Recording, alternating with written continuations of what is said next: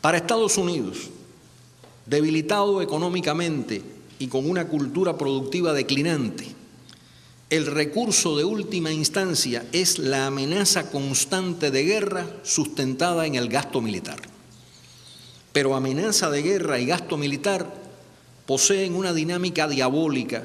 que tiende a realizarse en la guerra real cuando convergen la mentalidad guerrerista, los conflictos por la hegemonía en petróleo, gas, agua, etcétera, disfrazados de razones humanitarias, y la creencia fatal de que en la guerra nuclear puede haber vencedores. La declinación de la economía de la mayor potencia militar plantea fuertes tensiones entre un poderío militar muy superior a cualquier otro y por lo mismo ambicioso de hegemonía y una economía en retroceso que ha exportado buena parte de su capacidad industrial, se ha sumido en el parasitismo financiero, se ha acomodado en el consumismo de lo producido por otros y ha perdido la cultura productiva que alguna vez fue relevante. Algunos autores señalan que siguiendo esas tendencias, el país que al terminar la Segunda Guerra dominaba la economía mundial con su capacidad productiva, se encamina a terminar consumiendo los productos del exterior y a exportar solamente películas, espectáculos musicales, imágenes glamorosas de un consumismo insostenible y mortíferas armas. El rezago competitivo norteamericano y las ambiciones hegemónicas generan tensiones que se manifiestan en las guerras en Irak, Afganistán, Pakistán, en la amenaza de guerra nuclear contra Irán y también en los golpes e intentos de golpes de Estado en América Latina, Honduras, Venezuela, Ecuador, Bolivia, y la creciente militarización en forma de despliegue de bases militares a escala global. También ha sido puesta en escena una nueva doctrina de guerra que incluye, entre otras cosas, la peligrosa reconceptualización de las bombas nucleares pequeñas, que pueden oscilar estas pequeñas entre la mitad y hasta 6 veces la capacidad de la bomba de Hiroshima, como armas que forman parte de un menú de opciones cuya utilización puede ser decidida por el comando en el teatro de operaciones. Significa que un general en el teatro de operaciones dispone de una caja de herramientas para elegir y entre las herramientas tiene disponibles minibombas nucleares que podría utilizar como lo haría con los blindados, la artillería, etc. La relación entre crisis económica y tendencias políticas ha sido variable en el pasado siglo. Considerando solo las mayores crisis y su traducción en resultados políticos, estos han incluido un movimiento del péndulo hacia la izquierda en los años de la Primera Guerra Mundial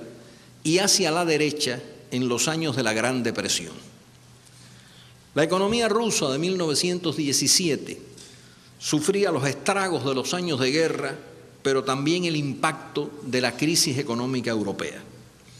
La crisis se asoció al triunfo de la Revolución de Octubre, aunque obviamente ella sola no pudo generar ese triunfo histórico anticapitalista. Muchos otros factores interactuaron con ella, pero el resultado final fue que la extrema tensión a que la guerra, la autocracia zarista y la crisis misma habían llevado a la población rusa fue interpretada y dirigida a la acción por una organización política que se proponía terminar con el capitalismo y construir el socialismo. En los años 30 del pasado siglo, la Gran Depresión fue la mayor crisis económica hasta entonces ocurrida, pero lo que predominó asociado a ella fue el fortalecimiento del fascismo. En Alemania, la combinación de exageradas reparaciones pagadas a los vencedores en la guerra anterior, la galopante inflación eliminada por políticas ejecutadas por el Estado fascista, la eliminación del desempleo por la ejecución de grandes obras públicas y el liderazgo de un fanático de derecha dio como resultado el fascismo fortalecido y la Segunda Guerra Mundial. En Estados Unidos, en Europa y en América Latina hubo en esos años movimientos de izquierda y hacia la izquierda, pero no alcanzaron victorias estratégicas. No existe una determinación mecánica por la cual el desempleo, la pobreza, la inseguridad que una crisis económica provoca conduzca el péndulo hacia la izquierda. La inseguridad e incluso desesperación que una crisis genera puede ser apropiada y conducida hacia objetivos políticos por la izquierda o por la derecha, en dependencia de la lectura correcta o incorrecta que hagan las fuerzas en pugna, de las acciones concretas y de la capacidad del liderazgo. Pero esa lectura acertada no surge nunca de la contemplación resignada, sino de la lucha. Hasta meses recientes, la reacción política frente a la crisis global parecía inclinarse más hacia la derecha que hacia la izquierda. En Estados Unidos el Tea Party y en Europa movimientos fascistoides eran más visibles que la reacción popular. Ahora, los indignados y el movimiento Ocupa Wall Street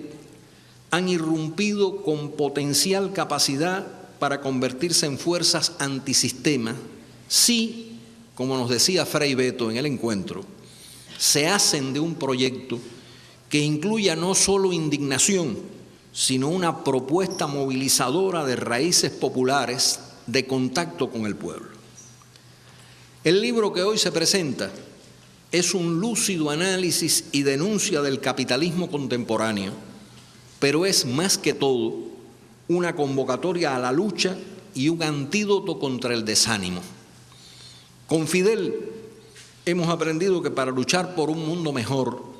para dejar atrás al capitalismo, la especie humana tiene que sobrevivir y el planeta debe ser salvado. Para que los humanos sobrevivan, hay que parar la amenaza de guerra nuclear y para salvar el planeta debe cesar la depredación de mercado contra la naturaleza. Por eso repito con mi compañera Gisela para finalizar, nuestro deber es luchar.